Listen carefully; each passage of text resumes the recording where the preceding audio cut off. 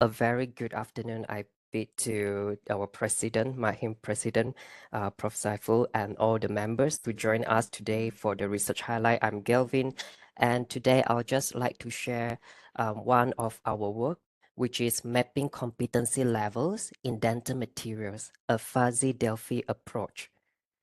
Now, before we go into detail, I'd like to give a brief introductions and background of our studies. First of all, I'd just like to introduce our Malaysian dental educations. At the moment, we have 14 dental schools. 6 of them are in the public institutions and the remaining 8 are in the privates. So these are the dental schools that we have in our country, Malaysia. So dental education in Malaysia, we have a 5 years program, which is either a Bachelor of Dental Surgery or a Doctor of Dental Surgery DDS. Both of them are actually the same.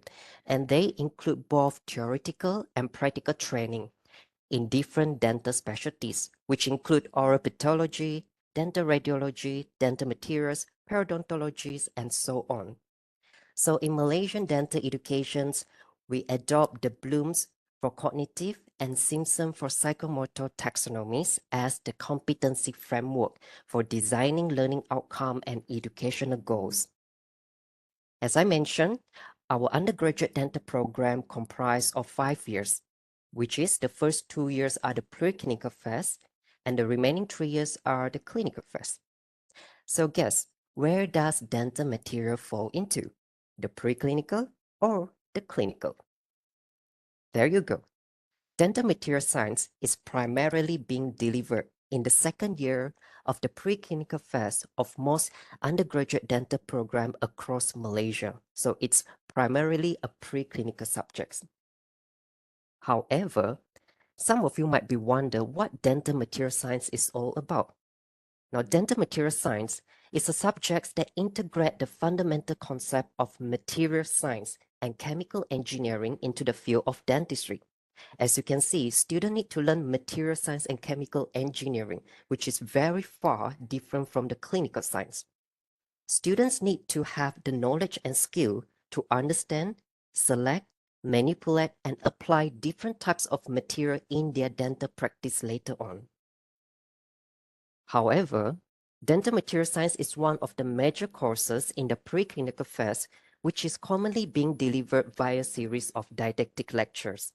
And students often found it a very dry subject, very boring, very dull, because they found it very challenging to understand the applications of material science into the field of dentistry.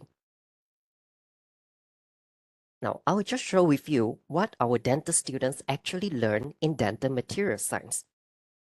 For example, they learn about restorative dental materials, or in other words, the filling to filling materials.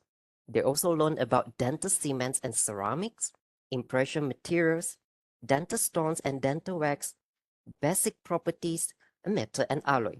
As you can see, if they learn about basic dental properties, they go quite detailed into the crystalline structures, the amorphous structures, or how a crystalline structures can become amorphous structures, and so on. They also learn very detailed into the micro size and nano size of a specific particles. And that makes students find it very difficult and challenging. What makes the whole situations even more challenging is that in 2021, our Malaysian Dental Council, MDC, has published a revised competency statement for dental graduate, whereby all dental schools need to follow this competency statement. So, for dental material science, previously, most of the topic in the dental material science fall under C2, which is understanding.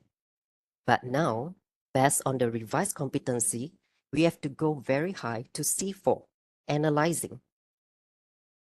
Moving into the Simpson psychomotor aspect as well, previously, we were at the P4, mechanism level, but the new competency statements will require us to reach up to P5 level, meaning that students need to know how to mix and manipulate all these materials independently. And that poses a challenge. So what are the problems when there is revised competency statements for the dental school. First, there will be a curriculum revamp, meaning that we need to update our dental material science curriculum to align with the new competency requirements. And second, one of the issues that we face is that there is a lack of standardizations. Most Malaysian dental schools operate silo without a standardized national curriculum. And this will lead to a significant variability in dental material science educations across different dental institutions. Although we have a specific program learning outcome, but the course learning outcome and specific learning outcomes varies from one another.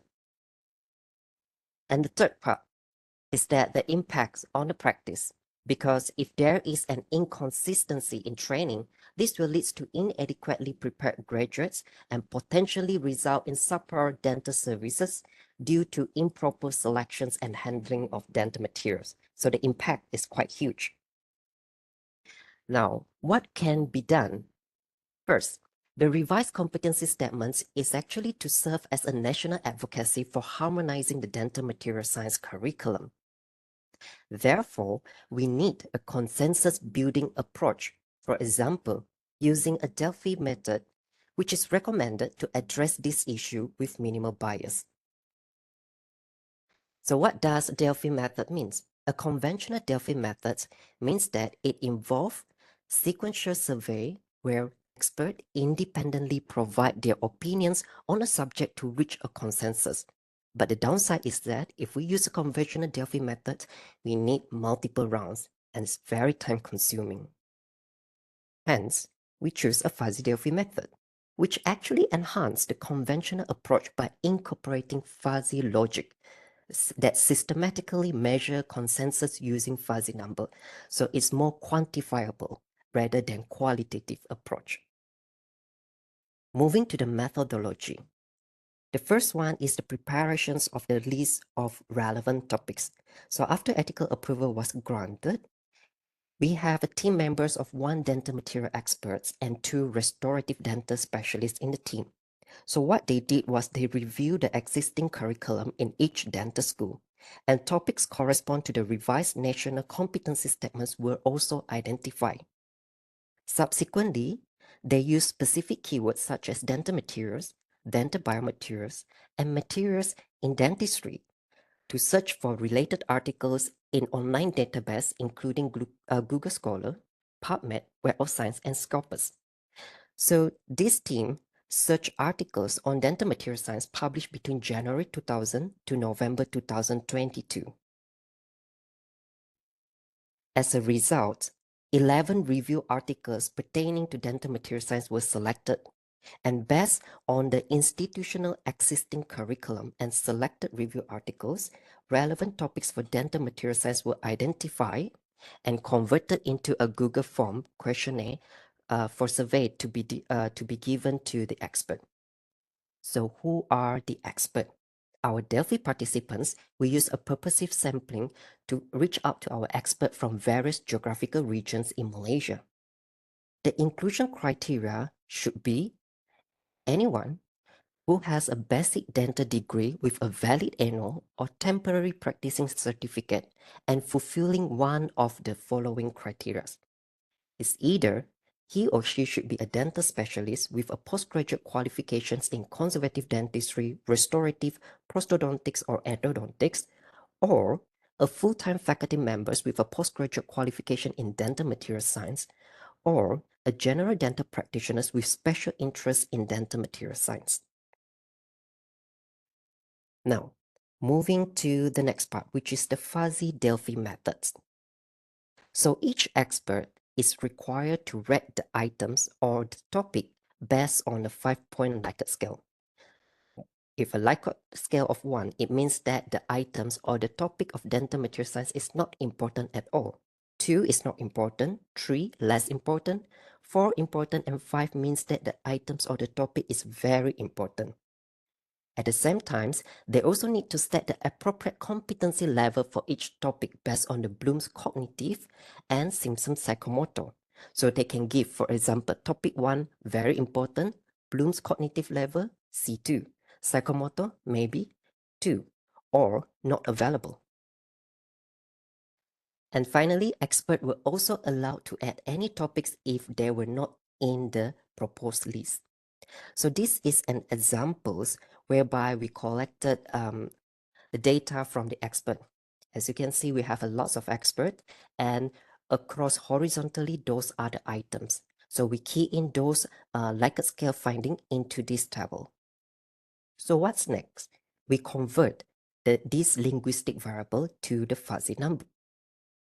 There were 3 numbers for each recorded response to consider whether they are minimum value, the most reasonable value, and the maximum value. So in other words, these correspond to M1, the lowest value, M2, a fair value or reasonable value, and M3, the highest value.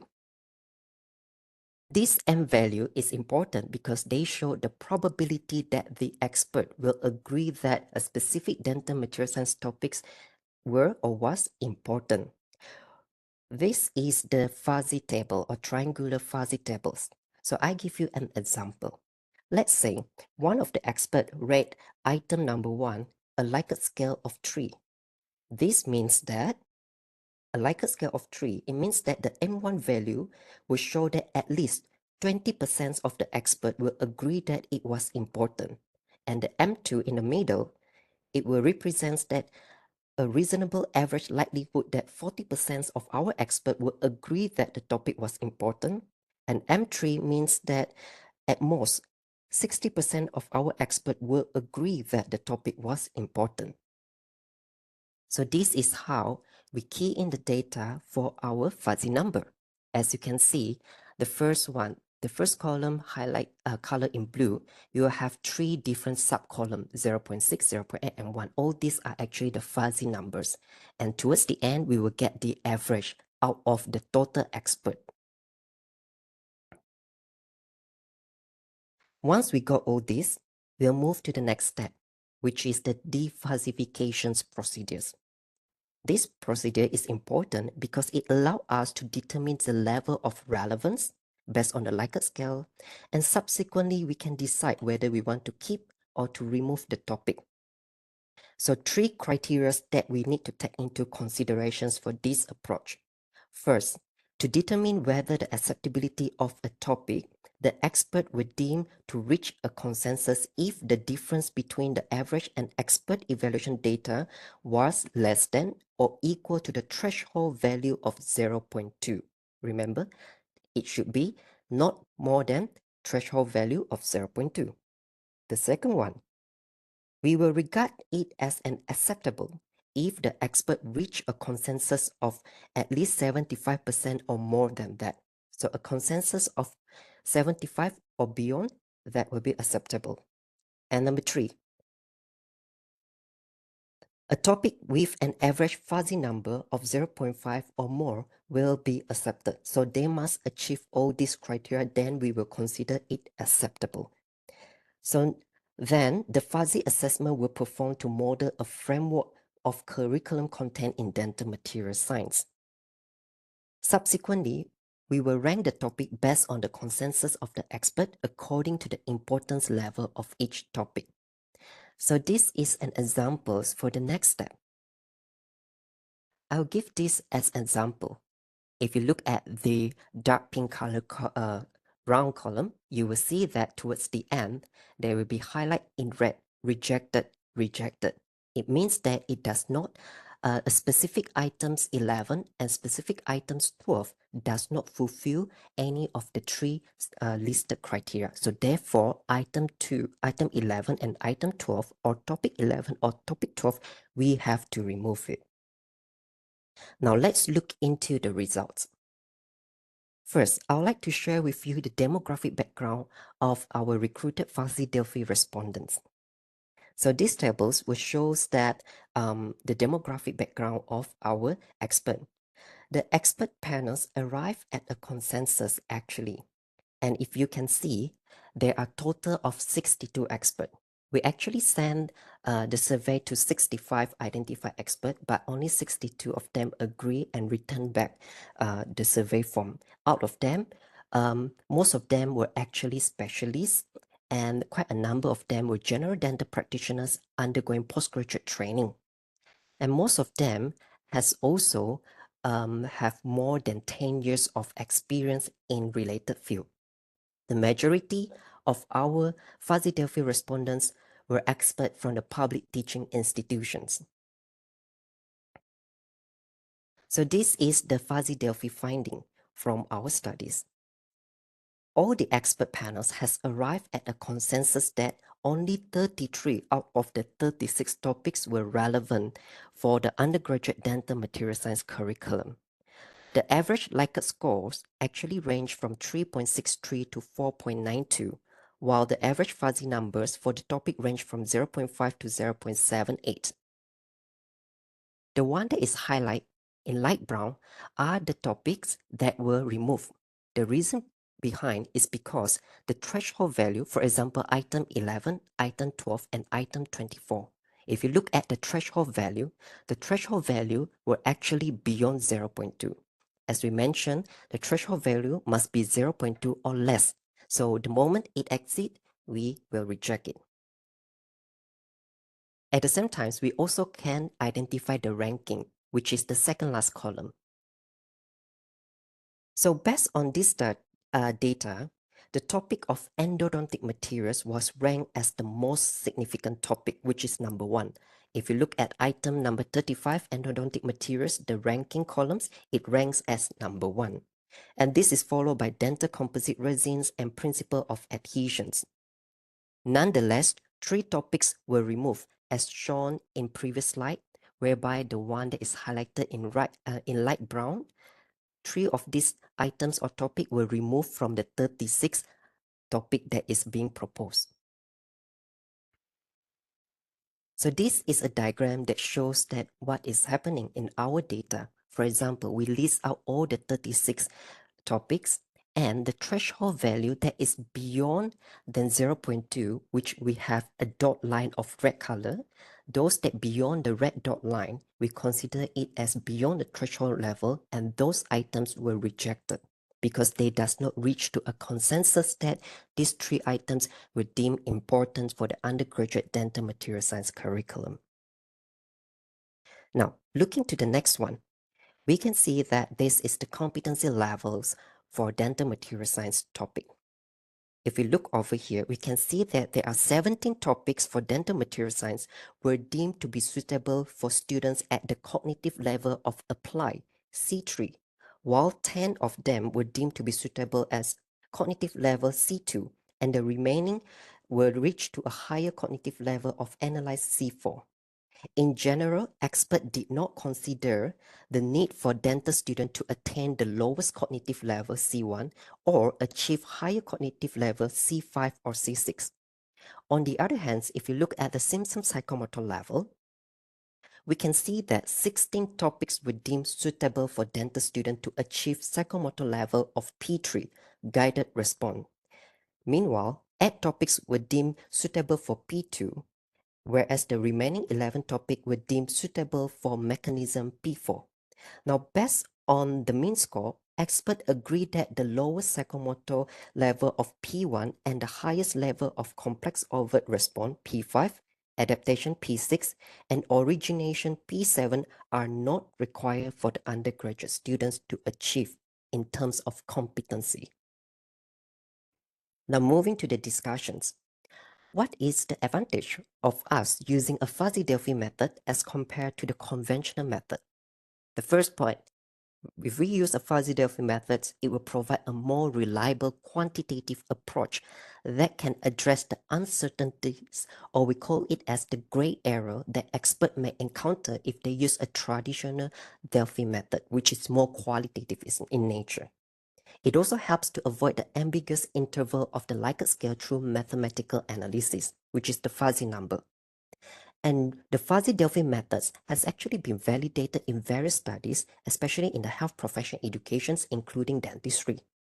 Another good thing about the fuzzy Delphi methods is that it is more time efficient and it requires fewer iterations than the traditional Delphi methods. Because as mentioned previously, the traditional Delphi methods require you to have several rounds. The strength of our study is that we include a diverse panel of experts in various specialties related to dental materials across various regions in Malaysia and also various affiliations. The finding of our study may guide curriculum development in dental material science across the nation to come up to a standardized dental material science curriculum for undergraduate students. However, our study also have limitations because there will be a potential emotional bias and the inability to monitor expert during online response. There might be also bias due to varying level of expertise among the participants or among the expert that we invited. So, the recommendations of our study is that although the current finding is still considered a prototype, in future, we hope that we can conduct more studies to assess the effectiveness and develop measurable learning outcome and incorporate innovative pedagogical strategies and assessment criteria into the new finding. So to conclude, based on our study, we found that 33 topics out of the 36 topics that were previously listed were identified as important topics. So we removed 3 topics which most experts deem that it is no longer important in current educations. Meanwhile, endodontic materials was ranked as the most significant topic, and the majority of the topic were deemed adequate at the cognitive level of C3 and the psychomotor level of P3. Nonetheless, the selected relevant topics still require additional construct validations and testing to ensure its applicability and effectiveness in undergraduate dental program across the whole nations. These are some of my selected reference, and feel free to scan the QR codes to have further reading on our published work in BMC Oral Health pertaining to the presentations. If you have any questions, please do not hesitate to drop an email, or you can follow my IGs for more Q&A or for more updates in dental education. Thank you.